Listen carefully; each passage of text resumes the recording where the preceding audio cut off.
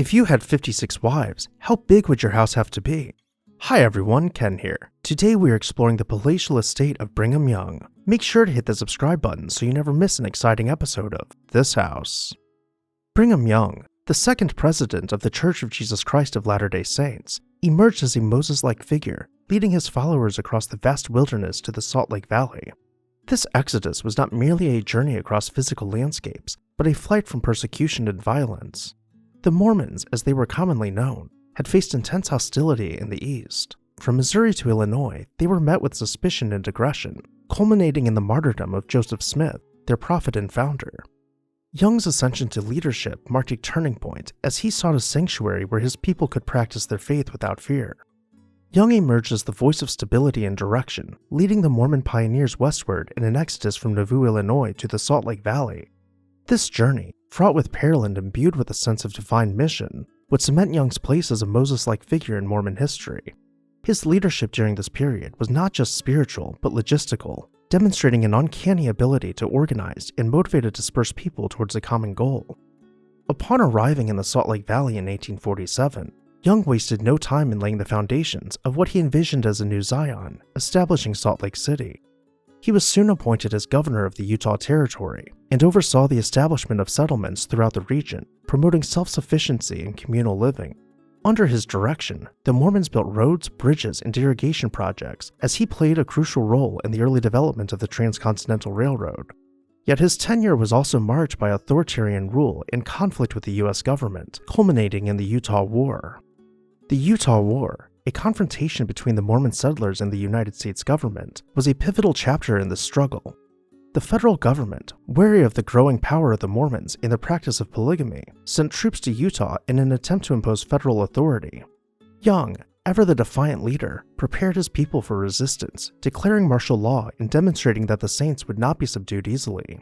This conflict, though resolved without significant bloodshed, underscored the precarious position of the Mormons in the American melting pot, caught between their fervent belief in divine guidance and the realities of federal opposition. Young's personal life was as complex and controversial as his public one. A staunch polygamist, he had at least 56 wives and fathered 57 children, a practice that drew scorn and fascination in equal measure. His teaching on race and the priesthood, particularly his prohibition against black men becoming priests, would cast a long shadow over the LDS Church, sparking debates and divisions that lasted well into the 20th century. The trek to found a Mormon state was fraught with hardship, yet it was imbued with a sense of divine mission.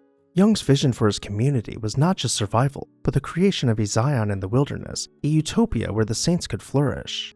This vision extended to the construction of the Gardo House, a project that began under Young, but was inspired by an earlier concept from Joseph Smith, the mansion house in Nauvoo, Illinois. Smith's mansion house was intended as a welcoming home for visitors, a place of gathering that reflected the community's hospitality and openness. Young's Gardo House, with its grandeur and elegance, was to be the embodiment of this vision in the heart of Salt Lake City, a testament to the Saints' triumph over adversity. However, the construction of such a mansion in a land still raw from the pioneers' toils did not come without its critics. The Gardo House became a symbol of the complex dynamics within the Mormon community, reflecting both its aspirations and its internal tensions. It was a palace amid the desert, a physical manifestation of Young's authority and the church's hierarchical structure. Yet it also stood as a point of contention, a reminder of the sacrifices many had made and the ongoing struggle for acceptance and survival in a state at odds with the nation. Just as the house was nearing completion, Young passed away in 1887, never having the opportunity to enjoy the palatial estate. Entering the Gardo House, you would pass through a set of double doors encased by intricate millwork. Directly in front of us, the grand staircase, carved from black walnut, sweeps along a rounded wall. We will see more of this incredible work of art when we continue upstairs, but for now, let's return to the first floor and begin exploring. To begin, we will enter the drawing room where the bay window is framed by fluted pilasters and complemented by extensive hand stenciling on the ceiling. This lavishly decorated and abundantly ornamented home continues past marble fireplaces through concentric arches. The music room is crowned by a plaster ceiling and gilded frieze, the proportions of the room dwarfing the grand piano. Turning around, we begin to gain a sense of just how colossal these rooms are, with the drawing room's bay window appearing almost miniature from this point. Continuing into the double dining room, and despite its size, it was designed to seat around 60 dinner guests or wives when the leaves were in place. we can gain a better sense of what this might have looked like when only one of the dining tables had been properly set. The fine china we saw on the table was stored in the butler's pantry, which was far larger than most of the era due to the unique marital situations within the church. Moving along, we can then pull back velvet curtains to reveal the library, which has been decorated with geometric hand stenciling bordering layers of gilded crown molding. The library was specifically designed to host foreign dignitaries for in-depth conversations and to convey the wealth and influence of the LDS Church. Though if a visitor was not yet impressed, a stroll through the art gallery might just do the trick. Before we head upstairs, we can take a peek at the finished basement, another rarity for the time, to find the billiards room. But there's still much more to see. Let's begin making our way upstairs.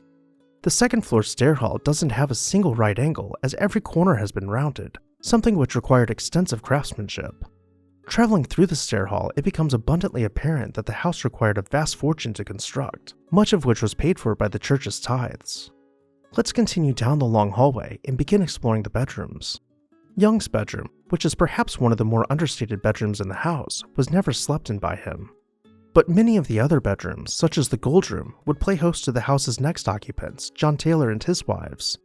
John Taylor took over Young's role as president of the LDS Church after Young's passing. He originally did not wish to live in the house, rejecting it in favor of a more humble lifestyle, but much to his chagrin, the church voted to make the Gardo House the official residence of the president and forced him to move in anyways. After continuously being raided by the federal government, he was finally allowed to move out and gave control of the house to his sister, Agnes Taylor. It eventually went on to house the next president, but by this time, the church was facing steep taxes due to the passing of the Edmunds-Tucker Act.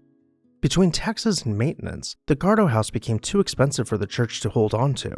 They sold it to the Holmes family for use as a private residence. The family enjoyed the house for several years before attempting to sell it, and when they put the house on the market, no buyers could be found. They abandoned the property and it quickly fell into disrepair. By this time, the land had become too valuable for a vacant building to occupy it, so it was torn down in 1921 to make way for the Federal Reserve. What did you think about this interesting footnote in history? Did you have a favorite room in the Gardo House? Let me know down below in the comments section. Also, you might have recognized this house from one of our recent Facebook posts. If you haven't yet, head over there and give us a follow to see hundreds of houses we haven't shared on YouTube. As always, thank you all for watching, and I'll see you next time on This House.